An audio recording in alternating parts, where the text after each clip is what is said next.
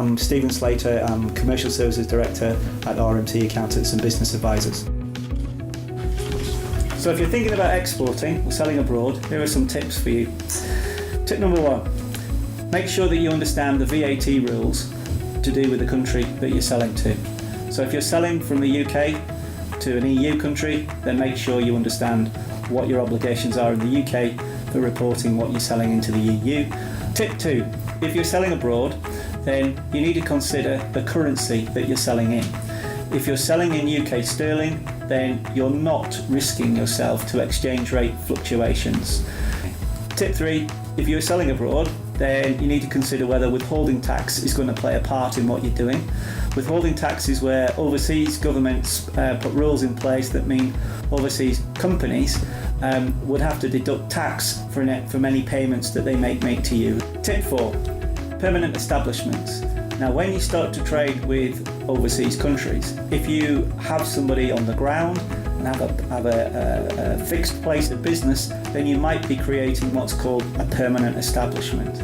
If you do create a permanent establishment in those countries, you may be required to register that permanent establishment as a branch, for example, in that country. What you then may be exposed to is paying corporation tax on profits in that country. Another consideration, which is the next tip, tip 5, is whether that should be perhaps a subsidiary, a separate company, another legal entity that you've created in that foreign country that is owned by the UK company. Tip 6, if you're employing local people in a particular country, so people who are native to that particular country, you need to understand what the local tax and social security rules are.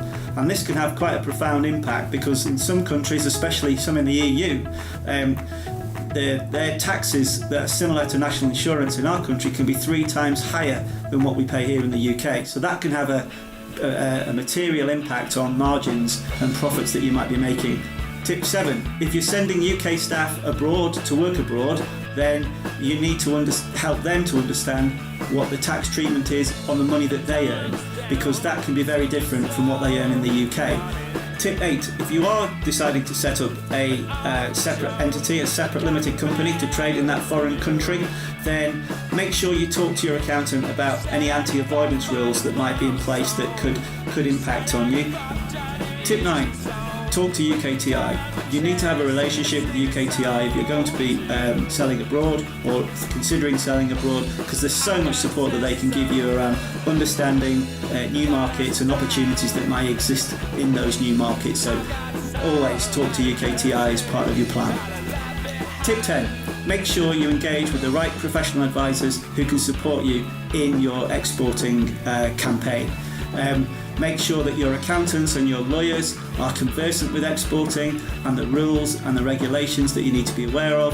And additionally, make sure that they have relationships with other trusted professional advisors in those foreign countries where they can help you understand the local rules that are in those countries very, very quickly.